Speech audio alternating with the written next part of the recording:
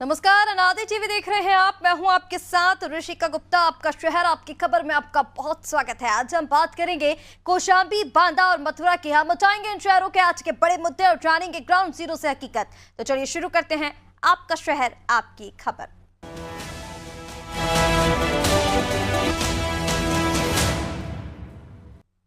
और चलिए अब बात करेंगे यूपी के बांदा जिले की, जहां कौशांबी जैसी ही स्थिति देखने को मिली है।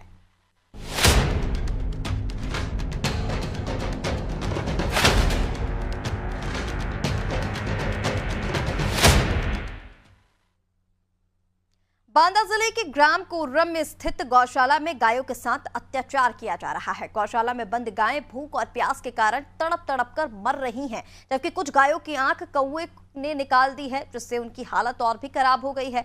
ये स्थिति उन जानवरों के लिए बहुत दर्दनाक है जो जीवित रहते हुए भी सही देखभाल और खाने पीने के बिना मरने की कगार पर हैं। स्थानीय लोगों का यह आरोप है कि गौशाला के प्रधान और सचिव ने भ्रष्टाचार कर इस स्थिति को और ज्यादा बदतर बना दिया है। जब इस मुद्दे पर प्रधान और सचिव से संपर्क करने की कोशिश की गई तो दोनों ने ही फोन पर बात करने से इनकार कर दिया, जिससे यह स्थिति स्पष्ट होती है कि मामले को लेकर वे जवाबदेही से बच रहे हैं। फिलहाल गौ सेवकों का इस पर क्या कुछ कहना है वो सुनिए, इसके बाद चर्चा करेंगे। मुझे रात में नींद नहीं आती और मैं देख रहा हूं कि गौशाला में किस तरह से, ये नाम तो गौशाला है लेकिन ये मृत्युशाला की तरह है। आप देख सकते हैं कि एक उधर गाय पड़ी है, एक इधर गाय पड़ी है। आप देखेंगे कि उस गाय की आंख को, मतलब जीवित गाय की आंख को कौवे को ले गए हैं। कल्पना करिए कि इस गाय को कितना पीड़ा हो रही होगी। मुझे तो लगता है कि मैं इस गाय के साथ अगर मैं अपने प्राण त्याग दूं तो मैं इस दुनिया को देखना नहीं चाहता। गाय तड़प रही है, रो भी रही है। हाँ, गाय तड़प रही है। आप देखिए, जब आंख ही नहीं, ब्लडिंग देख लीजिए। अगर आप चाहें दिखाना चाहें तो आप दिखा दीजिए। हमने देखा कि जानवर ने मार दिया तो गिर गए, गिरने में जो है पत्थर पड़े हैं उसी में लग गया। डॉक्टर को सूचित किया आपने? जी, सूचित प्रधान ने किया, मैंने तो नहीं किया। डॉक्टर साहब आए? डॉक्टर साहब आए? हाँ, डॉक्टर साहब अभी नहीं आए, आज नहीं आए। कब बताया था, कब से पड़ी है गाय? कल की समस्या है। कल से गाय पड़ी है? जी जी जी। डॉक्टर साहब अभी तक नहीं आए? जी नहीं। तो स्थिति आप देखिए उत्तर प्रदेश में, जहां पर विशेष व्यवस्थाएं करने के इंतजाम के लिए अब सीएम की ओर से ही कहा गया है कि गौशालाओं में विशेष व्यवस्थाएं की जाएं, गौवंशों का ध्यान रखा जाए। लेकिन तस्वीरें हम आपको दिखा रहे हैं, बद से बदतर हालात में यहाँ पर गायें हैं, जहां पर जीवित गाय की आंख को कौवा नोच कर ले जा रहा है। तो आप देखिए वहां पर जो स्थिति है वो किस तरह से होगी। जो इस तरह की गौशालाओं में हरकतें की जा रही हैं, भ्रष्टाचार के आरोप भी लगाए जा रहे हैं, गायों पर अत्याचार लगातार हो रहा है, लेकिन ध्यान देने वाला कोई नहीं है। और चलिए इसी पर ज्यादा अपडेट के लिए हमारे साथ संवाददाता रामजी यादव इस वक्त जुड़ गए हैं। रामजी यादव, सीधा आपके पास आते हुए, देखिए उत्तर प्रदेश में जहां हमने कौशांबी की तस्वीरें पहले दिखाई, उसके बाद अब बांदा से भी इसी तरह की तस्वीरें अगर सामने आ रही हैं तो बड़े सवाल प्रशासन की कार्यप्रणाली पर खड़े हो रहे हैं, क्योंकि यहाँ पर साफ तौर पर देखा जा रहा है कि सीएम की ओर से जो निर्देश दिए गए थे उनका पालन नहीं किया जा रहा है और इस तरह की हालात गौशालाओं में देखने को मिल रहे हैं। रामजी यादव, आपकी आवाज नहीं आ पा रही है, आपका डिवाइस अनम्यूट कीजिए।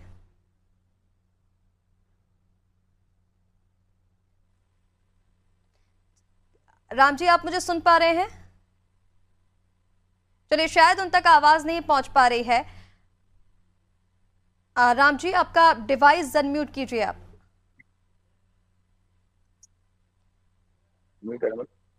जी, जवाब दीजिए रामजी यादव। अब क्या कुछ स्थिति गौशालाओं में है और सीएम के निर्देशों के बाद भी अगर पालन नहीं हो रहा है तो कौन उसके लिए जिम्मेदार है?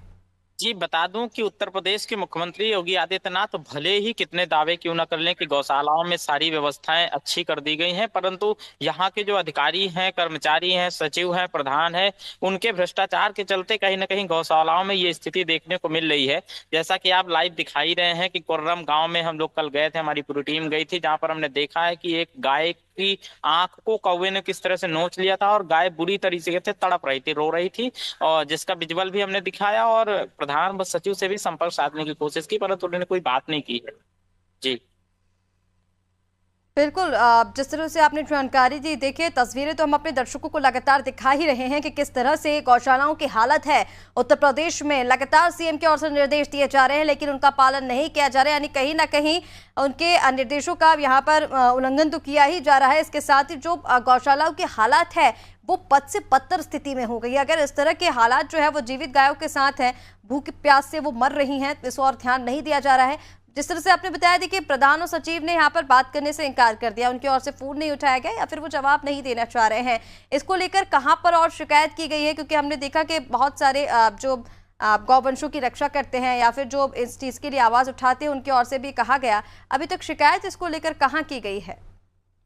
जी लगातार, चाहे वो समाज सेवी हों चाहे गौ सेवक हों, लगातार जिलाधिकारी स्तर पर हैं, मुख्य विकास अधिकारी स्तर पर हैं और खंड विकास अधिकारी स्तर पर वो शिकायतें करते रहते हैं। परंतु भ्रष्टाचार के चलते जो इन भ्रष्टाचारियों का जो एक आतंक है उसकी शिकायतों पर भी कोई असर नहीं होता है। चूंकि धरातल पर जो काम कर रहे हैं, चाहे वो प्रधान हो चाहे वो सचिव हो या फिर खंड विकास अधिकारी हो, वो जिलाधिकारी के आदेशों को भी नहीं मानते हैं। चूंकि उनको सिर्फ और सिर्फ कमीशनबाजी से मतलब होता है। जो गौ के जो धन ये उस पे अच्छा खासा कमीशन सब लोग बंदरबाट करते हैं और अपने अपने स्तर से गौवंश के साथ जितना खिलवाड़ कर सकते हैं वो करते हैं। जी बिल्कुल राम जी, यहाँ पर देखिए प्रधान और सचिव पर भ्रष्टाचार के आरोप भी लगाए गए हैं। किस तरह का भ्रष्टाचार उनकी ओर से किया गया, जरा उसको लेकर भी जानकारी दीजिए और किन किन लोगों में तमाम राशियों का बंदरबाट हुआ है? जी लगातार आप देख रहे हैं कि उत्तर प्रदेश के मुख्यमंत्री हैं, गोरक्ष पीठाधीश्वर भी हैं, वो लगातार गौवंश को लेकर के शुरू से ही एक्टिव रहे हैं। और जो शासन की तरफ से धनराशि आती है वो 50 रुपए प्रति गाय के हिसाब से आती है और धरातल में आते आते मुझे लगता है कि 30% तो उसमें खंड विकास अधिकारी से लेकर के तमाम अधिकारी कर ले जाते हैं और 70% में सचिव और प्रधान के साथ जो खाद्य सामग्री होती है वो खरीदी जाती है। तो इसकी शिकायतें कोई ये मैं पहली बार नहीं बता रहा हूँ, मैं पहले भी कह चुका हूँ कि लगातार 30% खंड विकास अधिकारी खुलेआम लेते हैं और फिर मुख्य विकास अधिकारी लेते हैं और उसके बाद से जितना भी हो सकता है वो चारा भूसा में व्यय होता है। उसके बाद भ्रष्टाचार का जिस तरह से बंदरबाट कर सकते हैं सबके सब करते हैं। जी बिल्कुल राम जी यादव, देखिए आपने तमाम यहाँ पर अधिकारियों के नाम लिए, चाहे वो खंड विकास अधिकारी हो या फिर उनके निचले स्तर के जो भी अधिकारी हैं। क्या इसकी जानकारी उच्च स्तर के अधिकारियों को नहीं है या फिर विभाग तक, क्या इसकी जानकारी मंत्रियों तक नहीं पहुंच पाई है अभी तक? जी ऐसा कुछ नहीं है। मुझे लगता है कि जिलाधिकारी के संज्ञान में सब कुछ होता है और जिलाधिकारी भी समय समय पर निर्देशित करते रहते हैं कि गौशालाओं में भ्रष्टाचार नहीं किया जाए। भ्रष्टाचार करने वालों पर अंकुश लगाने का भी वो प्रयास करते हैं। परंतु मैंने कहा ना कि रुपए के आगे सब कुछ दब जाता है और सरकार तक ये बात पहुंचती है या नहीं पहुंचती है ये कहना बिल्कुल भी उचित नहीं होगा, क्योंकि हम लाइव हैं और अनादि टीवी को पूरा देश देख रहा है। तो ऐसे में सरकार तक ये बात तो भली भांति पहुंचती है। सरकार की तरफ से क्या कुछ कवायदें की जाती हैं वो अगर सरकार अपना पक्ष रखना चाहती है तो जरूर अनादि टीवी के माध्यम से देश की जनता को बता सकती है। जी बिल्कुल राम जी यादव, और हम अपने दर्शकों को तस्वीरें भी दिखा रहे हैं कि कितनी दयनीय स्थिति में ये गौशाला है और किस तरह के जो कृत्य हैं वो गौवंशों के साथ किए जा रहे हैं, किस तरह से वो तड़प तड़प के मर रहे हैं। निश्चित तौर पर अगर देखना होगा कि कार्रवाई इस पर क्या कुछ होती है, क्योंकि जिस तरह से आपने जानकारी दी, अगर भ्रष्टाचार इतने उच्च स्तर पर चल रहा है तो अब विभाग या फिर मंत्री स्तर से इस पर क्या कुछ एक्शन लिए जाते हैं वो भी देखने वाली बात होगी। फिलहाल तमाम जानकारी के लिए आपका बहुत शुक्रिया।